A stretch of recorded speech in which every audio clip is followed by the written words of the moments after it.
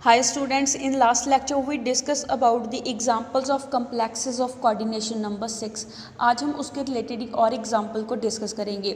जैसे हमें यहाँ पे एग्जाम्पल गिवन दे रखी है आयरन के कम्प्लेक्स की। कहता है इस कम्प्लेक्स के अंदर जो आयरन है वो अपनी +3 ऑक्सीडेशन स्टेट में प्रेजेंट है, जिसके कारण उसकी जो इलेक्ट्रॉनिक कन्फिगरेशन है वो किसके को आ जाएगी 3d5 इलेक्ट्रॉनिक कन्फिगरेशन आ जाएगी। कहता है ये जो कम्प्लेक्स है वो फाइंड आउट हुआ है कि ये कम्प्लेक्स पैरामैग्नेटिक नेचर का है बिकॉज इसमें 5 अनपेयर्ड इलेक्ट्रॉन प्रेजेंट है। कहते हैं इसको हम एक्सप्लेन कैसे करेंगे। जैसे हमें यहाँ पे गिवन दे रखा है आयरन एटम की इलेक्ट्रॉनिक कन्फिगरेशन जो क्या है 3d6 4s2 इलेक्ट्रॉनिक कन्फिगरेशन है। जब कहता है आयरन अपनी +3 स्टेट के अंदर होगा उस दौरान वो 3 इलेक्ट्रॉन को लूज़ कर देगा। 4s वाले 2 इलेक्ट्रॉन लूज़ हो जाएंगे एंड 3d वाला जो एक इलेक्ट्रॉन पेयरिंग में पड़ा है वो लूज़ हो जाएगा। पीछे उसकी इलेक्ट्रॉनिक कन्फिगरेशन क्या आएगी 3d5 इलेक्ट्रॉनिक कन्फिगरेशन आएगी। यहाँ पे 3d में 5 इलेक्ट्रॉन क्या पड़े हैं अनपेयर्ड इलेक्ट्रॉन पड़े हैं। तो कहता है को हम एक्सप्लेन करने के लिए यहाँ पे इलेक्ट्रॉन की पेयरिंग नहीं करवाएंगे। तो कहता है यहाँ पे हाइब्रिडाइजेशन के अंदर कौन से ऑर्बिटल पार्टिसिपेट करेंगे 1 4s वाला ऑर्बिटल पार्टिसिपेट करेगा, 3 4p वाले ऑर्बिटल पार्टिसिपेट करेंगे एंड 2 4d वाले आउटर ऑर्बिटल पार्टिसिपेट करेंगे। एंड उस दौरान हमारे पास क्या होगी 6 नए ऑर्बिटल की फॉर्मेशन होगी। उन 6 ऑर्बिटल की हाइब्रिडाइजेशन क्या होगी sp3d2 हाइब्रिडाइजेशन होगी। कहता है यहाँ पे इन ऑर्बिटल के अंदर जो इलेक्ट्रॉन है वो कहाँ से आए हैं वाटर मॉलिक्यूल से आए हैं बिकॉज ऑक्सीजन के ऊपर जो लोन पेयर है उसको उसने इन ऑर्बिटल के साथ मिलके क्या बनाया है कोऑर्डिनेट बॉन्ड की फॉर्मेशन करी है। एज वेल कहता है ये जो मॉलिक्यूल है उसकी शेप ऑक्टाहेड्रल होगी एंड ये पैरामैग्नेटिक नेचर का होगा बिकॉज इसमें 5 अनपेयर्ड इलेक्ट्रॉन प्रेजेंट है। सिंस कहता यहाँ पे जो वाटर का कम्प्लेक्स गिवन दे रखा है 6 वाटर मॉलिक्यूल आयरन के साथ जुड़े हैं। कहता है यहाँ पे क्या हो रहा है ये आउटर वाला 4d ऑर्बिटल यूज़ कर रहे हैं हाइब्रिडाइजेशन के अंदर, जिसके कारण कहता है इसको हम क्या बोलते हैं आउटर ऑर्बिटल बोलेंगे या फिर हाई स्पिन कम्प्लेक्स बोलेंगे या फिर स्पिन फ्री कम्प्लेक्स बोलते हैं। ऐसे नेक्स्ट एग्जाम्पल हमें गिवन दे रखी है आयरन का ही कम्प्लेक्स गिवन दे रखा है साइनाइड आयन के साथ। इसका नेम क्या है फेरोसाइनाइड हम इसको बोलते हैं।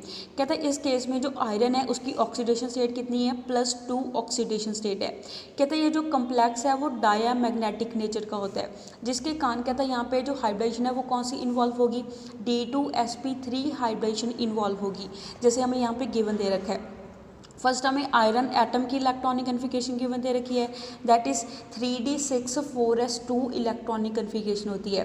आयरन की +2 ऑक्सीडेशन स्टेट के अंदर इलेक्ट्रॉनिक कन्फिगरेशन क्या होगी 3d6 बिकॉज यहाँ पे जो 4s वाले 2 इलेक्ट्रॉन है वो क्या हो गए हैं लूज हो गए हैं।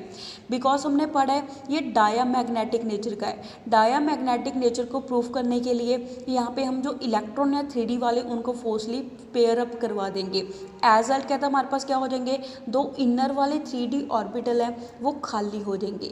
तो कहता है यहाँ पे जो हाइब्रिडाइजेशन है उससे कौन से ऑर्बिटल पार्टिसिपेट करेंगे 2 3d वाले ऑर्बिटल पार्टिसिपेट करेंगे, 1 4s ऑर्बिटल पार्टिसिपेट करेगा एंड 3 4p ऑर्बिटल पार्टिसिपेट करेंगे। एंड यहाँ पे जो 6 नए ऑर्बिटल बनेंगे उनकी हाइब्रिडेशन क्या होगी D2sp3 हाइब्रिडेशन होगी, जिसके कारण कहता उनमें जो इलेक्ट्रॉन पेयर है वो कहाँ से आएंगे साइनाइड आयन से आएंगे। कोऑर्डिनेट बॉन्ड की फॉर्मेशन होती है। कहता इसको हम इनर ऑर्बिटल कम्प्लेक्स बोलते हैं या फिर लो स्पिन कम्प्लेक्स बोलते हैं। नेक्स्ट हम एग्जांपल डिस्कस करेंगे कम्प्लेक्सेस की जिनमें कोऑर्डिनेशन नंबर कितना है 4 कोऑर्डिनेशन नंबर है। जैसे जब कहता निकल अपनी +2 स्टेट के अंदर होगा, प्लैटिनम +2 स्टेट के अंदर होगा एंड प्लैटिनम +2 ऑक्सीडेशन स्टेट के अंदर होगा। कहता है ये ज़्यादातर क्या बनाते हैं इनके जो कोऑर्डिनेशन नंबर है वो 4 होता है। कहते हैं इन केस के अंदर जो ज्योमेट्री है वो क्या होगी टेट्राहेड्रल ज्योमेट्री होगी या फिर स्क्वायर प्लेनर ज्योमेट्री होगी। वो किसके ऊपर डिपेंड करेगा कि हमारे पास हाइब्रिडेशन कौन सी है sp3 हाइब्रिडेशन है या फिर dsp2 हाइब्रिडेशन है। अगर कहता है sp3 हाइब्रिडेशन हुई तो उस दौरान उसकी ज्योमेट्री टेट्राहेड्रल होगी। अगर dsp2 हाइब्रिडेशन हुई तो ज्योमेट्री क्या होगी स्क्वायर प्लेनर ज्योमेट्री होगी। जैसे हमें यहाँ पे निकल का कम्प्लेक्स गिवन दे रखा है 4 साइनाइड आयन के साथ। यहाँ पे कहते हैं जो निकल एटम है उसकी जो ग्राउंड स्टेट इलेक्ट्रॉनिक कन्फिगरेशन है वो कितनी होती है 3d8 4s2 इलेक्ट्रॉनिक कन्फिगरेशन होती है। कहता है इस केस के अंदर निकल अपनी +2 ऑक्सीडेशन स्टेट में प्रेजेंट है, जिसके कारण इसकी इलेक्ट्रॉनिक कन्फिगरेशन क्या आएगी 3d8 आएगी। +2 ऑक्सीडेशन स्टेट होने के कारण यह क्या करेगा 4s वाले 2 इलेक्ट्रॉन को लूज कर देगा। कहता depending upon the type of hydration, depend करेगा कि ये कौन सी हाइड्रेशन को शो करता है, उसके बेसिस के ऊपर कहता है यहाँ पे दो पॉसिबल वेज हैं इसके कम्प्लेक्स को एक्सप्लेन करने के लिए, जिसमें कोऑर्डिनेशन नंबर कितना होता है 4 होता है। अगर कहता है ये जो कम्प्लेक्स है उसमें sp3 हाइड्रेशन इन्वॉल्व होगी, उस दौरान इसकी ज्योमेट्री क्या होगी, टेट्राहेड्रल ज्योमेट्री होगी। ऑन दी अदर हैंड अगर कहता है कम्प्लेक्स में dsp2 हाइड्रेशन इन्वॉल्व होती है, उस दौरान उसकी ज्योमेट्री क्या होनी चाहिए, स्क्वायर प्लेनर ज्योमेट्री होनी चाहिए। कहता जब हमारे पास फॉर्मेशन होती है टेट्राहेड्रल स्ट्रक्चर की, उस दौरान कहता हमारे पास जो 3D ऑर्बिटल है वो अनअफेक्टेड रहता है, उसके ऊपर कोई भी इफेक्ट नहीं पड़ता है, जिसके कारण कहता जो दो अनपेयर्ड इलेक्ट्रॉन है डी वाले, कहता वो क्या रहेंगे, एज सच रहेंगे, उसमें कोई भी चेंज नहीं आएगी। एंड कॉन्सिक्वेंटली कहता जो कम्प्लेक्स है वो किस नेचर का होगा, पैरामैग्नेटिक नेचर का होगा, लाइक द निकल +2 ऑक्सीडेशन स्टेट में जब ये होगा अपने आप। ऑन दी अदर हैंड जब कहता हमारे पास फॉर्मेशन होती है स्क्वायर प्लेनर स्ट्रक्चर की, उस दौरान कहता हमारे पास हाइड्रेशन क्या होगी, dsp2 हाइड्रेशन होगी। कहता है यहाँ पे जो 1,3d वाला ऑर्बिटल है वो खाली होना चाहिए ताकि वो हाइड्रेशन में पार्टिसिपेट कर सके। कहता है ये पॉसिबल कब होगा, जब हमारे पास दो अनपेयर्ड वाले d इलेक्ट्रॉन क्या हो जाएंगे, पेयर अप हो जाएंगे। एज रिजल्ट कहता है वहाँ से एक 3d ऑर्बिटल खाली हो जाएगा, दस कहता है यहाँ पे कोई भी अनपेयर्ड इलेक्ट्रॉन प्रेजेंट नहीं होगा, जिसके कारण ये कम्प्लेक्स किस नेचर का होगा, डायामैग्नेटिक नेचर का कम्प्लेक्स होगा। जैसे कहता है एक्सपेरिमेंट से हमें क्या चीज़ पता चलेगी कि जो कम्प्लेक्स है निकल का वो किस नेचर का होता है, डायामैग्नेटिक नेचर का होता है। तो दैट मीन्स अगर ये डायामैग्नेटिक नेचर का है तो इसमें इलेक्ट्रॉन की पेयरिंग अप हो रही है, तो यहाँ पे कौन सी हाइड्रेशन इन्वॉल्व होगी, dsp2 हाइड्रेशन इन्वॉल्व होगी, जैसे अभी हमने ऊपर पढ़ा है। तो कहता हम इसको एक्सप्लेन कैसे करेंगे कि जो निकल है एटम की फॉर्म में हमारे पास उसकी इलेक्ट्रॉनिक कन्फिगरेशन क्या होती है, 3d8 4s2 इलेक्ट्रॉनिक कन्फिगरेशन होती है। निकल की +2 ऑक्सीडेशन स्टेट के अंदर इलेक्ट्रॉनिक कन्फिगरेशन क्या आएगी, 3d8 इलेक्ट्रॉनिक कन्फिगरेशन आएगी।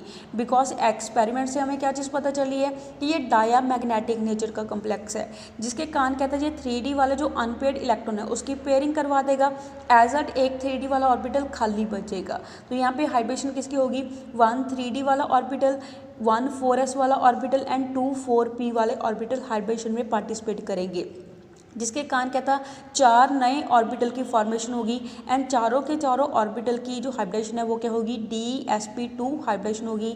एंड इसमें जो इलेक्ट्रॉन पेयर है वो कहाँ से आएंगे, 4 साइनाइड आयन से आएंगे। एज एट dsp2 हाइब्रेशन होने के कारण इसका जो स्ट्रक्चर है वो क्या होगा, स्क्वायर प्लेनर इसका स्ट्रक्चर होगा। नेक्स्ट हमें निकल का कम्प्लेक्स गिवन दे रखा है 4 क्लोराइड आयन के साथ। यहाँ पे कहते हैं जो निकल आयन है वो किस स्टेट में है, +2 ऑक्सीडेशन स्टेट में है। कहते हैं यहाँ पे इसमें क्या होते हैं, 2 अनपेयर्ड इलेक्ट्रॉन होते हैं। जैसे ऊपर हमने देखा है कि जब निकल +2 ऑक्सीडेशन स्टेट में होगा उस दौरान उसमें 2 अनपेयर्ड इलेक्ट्रॉन प्रेजेंट होंगे। कहते हैं जो मैग्नेटिक मेजरमेंट है इस कम्प्लेक्स की वो क्या शो करती है कि ये कम्प्लेक्स पैरामैग्नेटिक नेचर का है। पैरामैग्नेटिक नेचर का तभी होगा जब उसमें इलेक्ट्रॉन क्या होंगे, अनपेयर्ड इलेक्ट्रॉन होंगे, जिसके कारण कहता है इस केस के अंदर जो 3d वाले ऑर्बिटल में इलेक्ट्रॉन पड़े हैं उसको हम डिस्टर्ब नहीं करेंगे, उसको पेयर अप नहीं करवाएंगे। एज वेल कहता इस केस में हाइड्रेशन क्या होगी, sp3 हाइड्रेशन होगी, जिसके कारण कहता इसका जो स्ट्रक्चर है वो क्या होगा, टेट्राहेड्रल स्ट्रक्चर होगा, जो हमें नेक्स्ट पेज के ऊपर गिवन दे रखा है। जैसे कहता जो निकल एटम है उसकी इलेक्ट्रॉनिक कन्फिगरेशन क्या है, 3d8 4s2 इलेक्ट्रॉनिक कन्फिगरेशन है। एंड निकल की +2 ऑक्सीडेशन स्टेट के अंदर इलेक्ट्रॉनिक कन्फिगरेशन क्या आएगी, 3d8 इलेक्ट्रॉनिक कन्फिगरेशन आएगी। जैसे कहते हैं मैग्नेटिक मेजरमेंट से हमें क्या चीज़ पता चली है, ये जो कम्प्लेक्स है वो किस नेचर का है, पैरामैग्नेटिक नेचर का है, जिसके कारण हम ये 2 अनपेयर्ड इलेक्ट्रॉन है इसको पेयर अप नहीं करवाएंगे। तो एज अ यहाँ पे हाइड्रेशन किसकी होगी, एक 4s वाला ऑर्बिटल एंड 3 4p वाले ऑर्बिटल ये आपस में इंटरमिक्स हो जाएंगे एंड इसको हम क्या बोलेंगे, sp3 हाइब्रिडाइजेशन बोलेंगे। यहाँ पे कहता जो इलेक्ट्रॉन पेयर है वो कहाँ से आएंगे, 4 क्लोराइड आयन से आएंगे, जिसके कारण ये इनके साथ मिलकर क्या बनाएगा, कोऑर्डिनेट बॉन्ड की फॉर्मेशन करेगा। sp3 हाइब्रिडेशन होने के कारण इसका स्ट्रक्चर है वो क्या होगा, टेट्राहेड्रल स्ट्रक्चर होगा। नेक्स्ट हमें निकल का कार्बोनिल के साथ कम्प्लेक्स गिवन दे रखा है। यहाँ पे कहता है जो निकल है वो अपनी जीरो ऑक्सीडेशन स्टेट में है, तो इसकी इलेक्ट्रॉनिक कन्फिगरेशन चेंज नहीं होगी, वो क्या रहेगी 3d8 4s2 इलेक्ट्रॉनिक कन्फिगरेशन रहेगी। एज कहता है यहाँ पे जो आउटर इलेक्ट्रॉनिक कन्फिगरेशन है वो चेंज नहीं हो रही है, बिकॉज यहाँ पे निकल अपनी जीरो ऑक्सीडेशन स्टेट के अंदर है। कहता है जो कम्प्लेक्सेस होते हैं जिनका कोऑर्डिनेशन नंबर 4 होता है, उसमें कहता है जो सेंट्रल एटम है वो कहता है sp3 हाइब्रिडेशन को भी इन्वॉल्व कर सकता है या फिर dsp2 हाइब्रिडेशन को भी इन्वॉल्व कर सकता है। कहता फॉर ईच ऑफ विच, कहते जिसमें क्या होगा 4s ऑर्बिटल है वो हमेशा क्या होना चाहिए, खाली ऑर्बिटल होना चाहिए दोनों के केस में।